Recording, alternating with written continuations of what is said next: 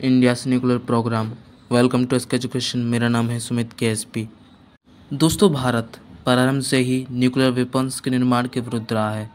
जब दूसरा महाविश्व युद्ध होता है और इसके अंदर जो जापान पर हिरोशिमा नागासाकी पर जो अटैक होता है, तो इस सबके मस्तिष्क में ये घटना भर जाती है। इसके द्वारा सभी देश कहते हैं कि ये अस्त्र निर्माण नहीं होगा। आज़ादी के बाद जब भारत समेत विभिन्न विकासशील देशों से निर्भर कर निःशस्त्रीकरण पर जोर देता है, इस उद्देश्य से नेहरू के जो न्यूक्लियर वेपन्स के निर्माण के प्रोसेस में नहीं रहते, जो प्रोत्साहन था उनको नहीं मिलता, और परंतु औद्योगिकरण के बाद एक महत्वपूर्ण घटक के रूप में साइंस और टेक्नोलॉजी के क्षेत्र में अनुसंधान एवं जो डेवलप आवश्यक था, इसलिए उद्योग जो घटक के रूप में जो परमाणु कार्यक्रम था उसका रूपरेखा तैयार किया गया था। और दोस्तों, जो भारत में शांतिपूर्ण उद्देश्यों को जरूरत के रूप में परमाणु ऊर्जा का विकास किया गया है। इसके लक्ष्य था कि जो भारत है उसकी रक्षा की जा सके, उसकी बाउंड्री की।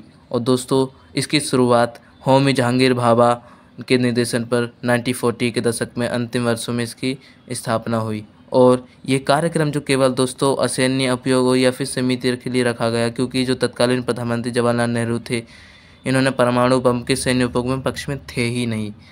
इसलिए दोस्तों, भारत का उद्देश्य था कि जब भी कोई देश हमला करता है तो उसके लिए परमाणु जो वेपन्स थे उनको बनाना जरूरी है। अब चलते हैं दोस्तों वर्ल्ड प्रेशर।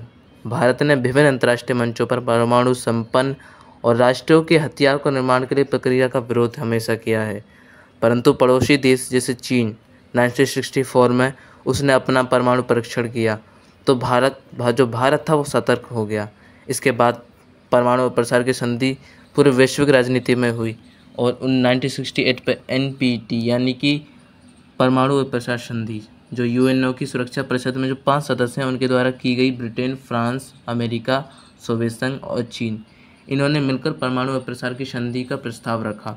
और इसके तहत जो 5 राष्ट्र थे, इन्होंने परमाणु प्रसार संधि की बात को तो स्वीकार कर लिया, लेकिन भारत ने इसका डिक्लेरेशन कर दिया, यानी कि डिक्लेरेशन यानी कि भेदभाव की नीति है। इस संधि को मानने से इनकार कर दिया। इसका जो डिक्लेरेशन था वो उसका पूरा कर दिया। और उन्होंने अब आते हैं दोस्तों न्यूक्लियर टेस्ट के बारे में। जब दोस्तों भारत डिस्क्रिमिनेशन इसका कर देता है, जो परमाणु प्रसार संधि होती है, हम सभी जानते हैं कि 1973 में जब अरब इजराइल वॉर हुआ था तो उसमें जो तेल की मांग थी वो बढ़ चुकी थी। अरब देशों ने जो अपना गठबंधन बनाकर तेल की कीमतों में भारी वृद्धि कर दी। इसका तेल के आयात पर और जो निर्भर पर देशों के लिए बहुत खतरनाक आर्थिक संकट आ पड़ा, खासकर भारत पर। तेल के आयात पर भारत को विदेशी मुद्रा पर बड़ा प्रभाव पड़ा, जो गलत था। और 1971 में जब भारत पाकिस्तान वॉर होता है तो युद्ध के कारण भारत की जो पहले आर्थिक घटनाएं थी वो सामने और आ जाती हैं।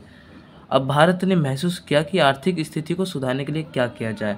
तेल के आयात को कम करने की, विदेशी मुद्रा को बचाने के लिए जो वेपन्स थे, न्यूक्लियर वेपन्स थे, उनका विकास करना तो आवश्यक था ही, जिसके द्वारा भारत की रक्षा की जा सके।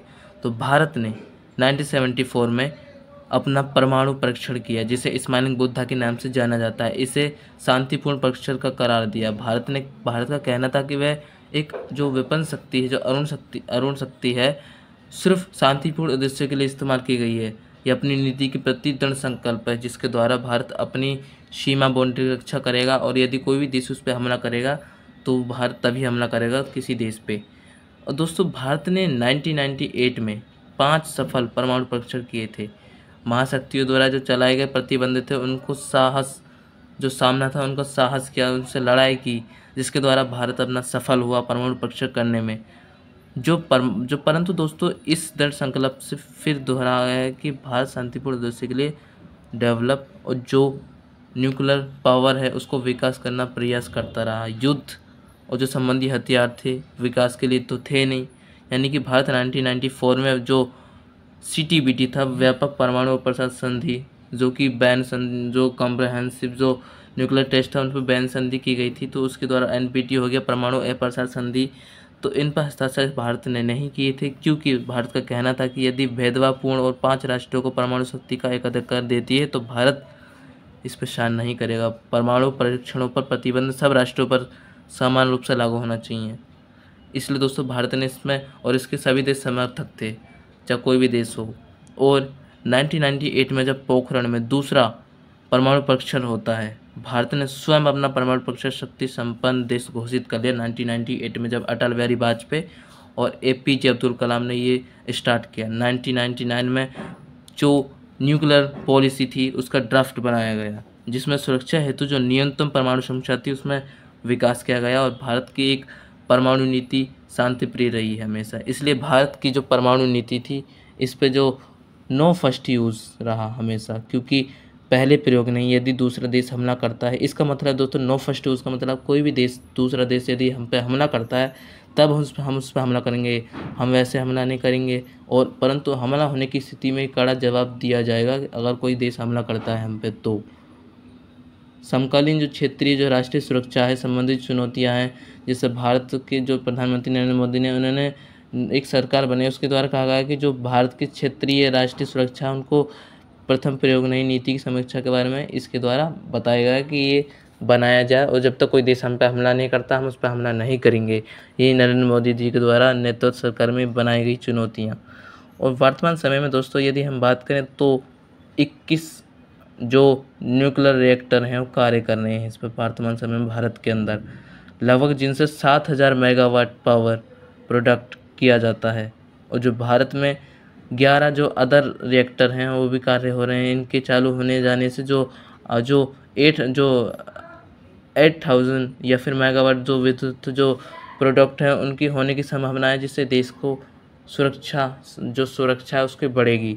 और भारत जो थोरियम के भंडार इस पर पूरे मिलते हैं दोस्तों। और भारत जो परमाणु ईंधन चक्र के विकास में अभी भी विकास कर रहा है। और नवीनतम जो अनुमान पर अनुसार है कि भारत के पास लगभग 130 या 140 के आसपास जो न्यूक्लियर वेपन्स अभी भी मौजूद हैं। ये तो दोस्तों ये 150 या 200 के परमाणु के आसपास जैसे प्लूटोनियम का उत्पादन कर चुका है भारत आज।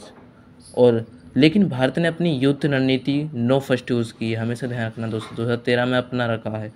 और ये विभिन्न अवसरों पर इसकी नीति का पालन भी किया इसने आज तक अपनी नो फर्स्ट यूज़ की नीति को अपना पालन किया। आज तक किसी देश पे हमला नहीं किया भारत ने। दोस्तों भविष्य में भारत जो न्यूक्लियर पॉलिसी है उसमें परिवर्तन किया जा सकता है भारत के द्वारा, क्योंकि भारत के अलावा जो देश इस नीति का अनुकरण करते हैं उनके पास हथियार अभी भी उपलब्ध है, अवेलेबल अभी भी उनके पास हैं, जिनसे कुशलतापूर्वक स्ट्राइक की जा सकती है। परंतु भारत ने इस प्रकार के उपकरण को ढांचे का निर्माण करना अभी शेष है। समसामयिक से ये है कि क्षेत्रीय सुरक्षा की जो चुनौतियां हैं उनको ध्यान में रखते हुए वर्तमान सरकार जो प्रधानमंत्री नरेंद्र मोदी जी ने नो फर्स्ट यूज़ की नीति का समीक्षा जो चलाई थी, भारत ने जो क्षेत्रीय और राष्ट्रीय सुरक्षा की सामंजस्य हेतु तो इसमें कुछ परिवर्तन किया है। इसके अलावा जैसे भारत ने परमाणु जो आपूर्ति समूह है, न्यूक्लियर जो सप्लाई ग्रुप है NSG, उसने अपने सदस्यों में सुनिश्चित करने के लिए इसमें प्रयासित किया है। साथ ही इसमें भारत की जो व्यापक परमाणु परीक्षण प्रतिबंध CTBT और परमाणु अप्रसार संधि है इसका हमेशा विरोध करता रहा है। दोस्तों आज हम इस वीडियो में बात की, अब इसका निष्कर्ष के बारे में समझ लेते हैं दोस्तों। निष्कर्ष कंक्लूजन इसमें दोस्तों सबसे महत्वपूर्ण है कि भारत को हमेशा यदि हम समझ सकें यहाँ से तो भारत को जो न्यूक्लियर वेपन्स उसका निर्माण करते रहना है, क्योंकि दोस्तों हमेशा कभी भी भारत पर अटैक हो सकता है, ये सही है। लेकिन दोस्तों यदि भारत नहीं, अगर कोई देश हम पे थोप रहा है तो इसका अर्थ ये है कि भारत का भी कहना है कि सबके लिए समान भेदभाव नहीं होना चाहिए। और सभी के लिए परमाणु यदि चीन बनाता है तो भारत भी बनाएगा, यदि रूस बनाता है तो भारत भी बनाएगा। कोई भी देश, कोई भी गरीब देश पीछे नहीं छूट सकता। इसलिए दोस्तों इस वीडियो में हमने बात की थी कि किस तरीके से इंडियन न्यूक्लियर प्रोग्राम चलता है भारत के अंदर। तो दोस्तों ये मैंने वीडियो इसलिए बनाई क्योंकि दोस्तों आज के समय में UPSC जब कोई भी एग्ज़ाम हो उसके अंदर अधिक आपको पेमेंट करना पड़ता है, आपको ज़्यादा फीस लगती है, गरीब व्यक्ति पढ़ नहीं पाता, गरीब बच्चा होता है वो पढ़ नहीं पाता। इसलिए दोस्तों मैंने ये एनिमेशन वीडियो बनाई। तो दोस्तों मिलेंगे नेक्स्ट वीडियो में। आज के लिए धन्यवाद। जय हिंद, जय भारत, खुश रहिएगा। जय भारत।